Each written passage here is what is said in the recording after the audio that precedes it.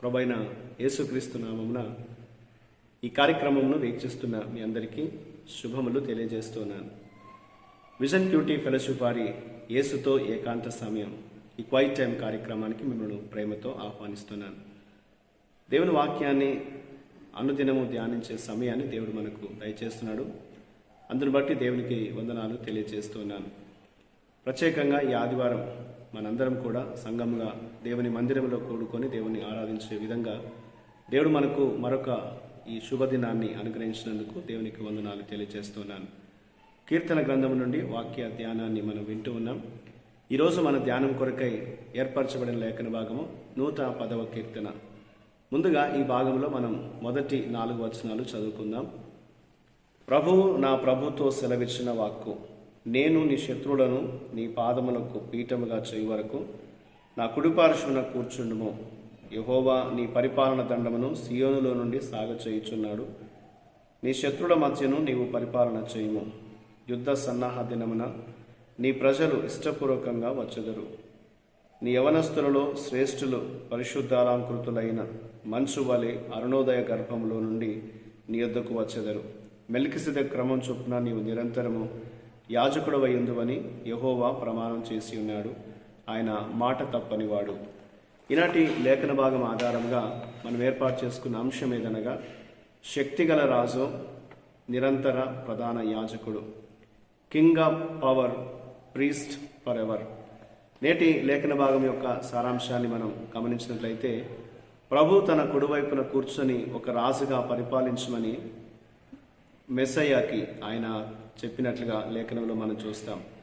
ఆయన మెస్సయ్యాను అన్ని అధికారాలు కలిగినటువంటి వాణిగా చేస్తానని ఆయన ప్రమాణం చేశాడు. మెస్సయ్యాకు అన్ని అధికారాలను ఇస్తానని దేవుడు తెలియచేసినట్లుగా లేఖనంలో మనం చదువుతున్నాం. మెస్సయ్య తన శత్రువులను శక్తిగల రాజుగా జయిస్తాడు. అలా చేయడానికి ఆయన తన సైన్యాన్ని సేకరించినప్పుడు ఉదయపు మంచు వలె ప్రకాశవంతంగా ఉన్న అనేక మంది యువకులు ఆయనతో కలిసి వస్తారు అని లేఖనం తెలియజేస్తుంది. మెస్సయ్యను మెల్కిసెదెకు క్రమం చొప్పున శాశ్వతమైన యాజకునిగా ప్రకటిస్తానని దేవుడు ప్రమాణం చేశాడు. రాజుగా మరియు యాజకుడిగా మెస్సయ్య ప్రపంచం యొక్క తీర్పు క్షుణ్ణంగా మరియు వేగంగా ఆయన జరిగిస్తాడని లేఖనం మనకు జ్ఞాపకం చేస్తుంది.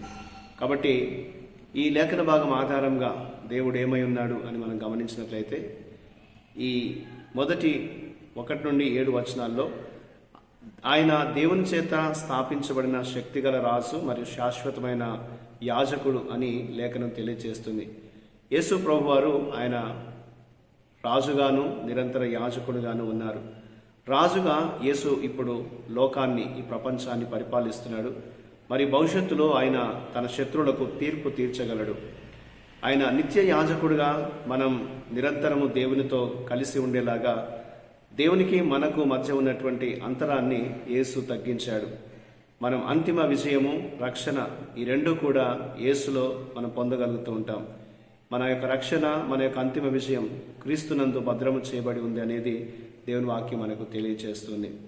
ఇందులో మనకు దేవుడు నేర్పే పాఠాన్ని మనం ఆలోచించినట్లయితే, 3వ వచనంలో దేవుని ఆజ్ఞలను అమలు చేసేటువంటి రాజు ఆనందంగా ఆయన అనుసరించే ప్రజలను కలిగి ఉంటాడు.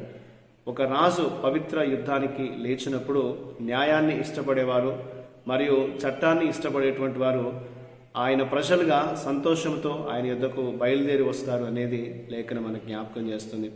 కాబట్టి మనం పరిశుద్ధ వస్త్రాలు ధరించి మనం దేవుని పనికి మనల్ని మనం సమర్పించుకునే విధంగా, అంకితం చేసుకునే విధంగా ఆసక్తిగా ఉన్నామా అనేది మనం ఒకసారి పరిశీలన చేసుకోవాలి. దేవుని యొక్క పని కొరకు మనల్ని మనం సమర్పించుకున్నప్పుడు దేవుడు మనల్ని, మన ఆసక్తిని ఆయన గమనించి తన మహిమ కొరకు తన పనిలో మనల్ని వాడుకుంటాడనేది దేవుడు మనకు ఈ లేఖనం ద్వారా జ్ఞాపకం చేస్తున్నాడు. కాబట్టి యేసుక్రీస్తు ఆయన రాజుగాను నిరంతర యాజకుడిగాను మనందరినీ కూడా పరిపూర్తిగా రక్షించగలిగినటువంటి సమర్థుడు అనేది దేవుని వాక్యం మనకి జ్ఞాపకం చేస్తుంది. ఈ లోకానికి ఆయన తీర్పు తీర్చేవాడుగాను, తన యొద్దకు వచ్చేటువంటి వారిని దేవునితో సమాధాన పడినట్లు చేసేవాడుగా, ప్రధాన యాజకుడిగా, దేవునికి మనకున్నటువంటి అంతరాన్ని ఆయన తీసివేసేవాడుగా, తగ్గించేవాడుగా ఉన్నట్లు దేవుని వాక్యం మనకు జ్ఞాపకం చేస్తుంది. కాబట్టి మన ప్రధాన యాజకుడైనటువంటి యేసు ద్వారా మనందరం కూడా ఎటువంటి భయం లేకుండా నిర్భయంగా దేవుని యొద్దకు చేరగలిగేటువంటి ప్రవేశాన్ని క్రీస్తుని బట్టి మనం పొందుకున్నామనేది దేవుని వాక్యం మనకు జ్ఞాపకం చేస్తుంది. ఒకప్పుడు మనం ప్రభుకు దూరంగా ఉండి ఉన్నాం, కానీ క్రీస్తులో మన అందరం కూడా సమీపస్థులమయ్యాం.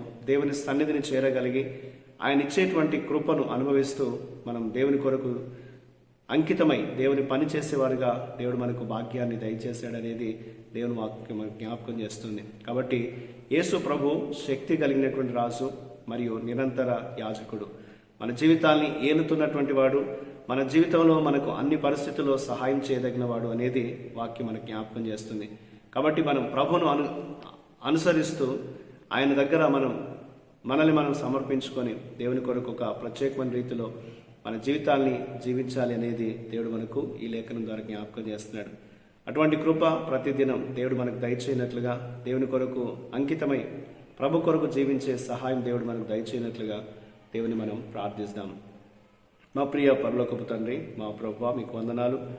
మా రాజు అయిన యేసుక్రీస్తును అనుసరించడానికి మరియు ఈ లోకంలో చెడుపై ఆనందంగా మేము యుద్ధం చేయడానికి మాకు సహాయం చేయండి.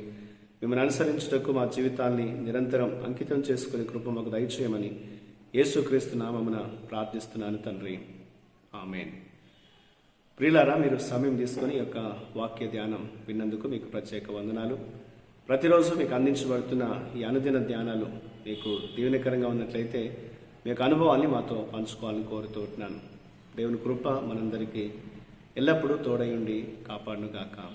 ఆమేన్.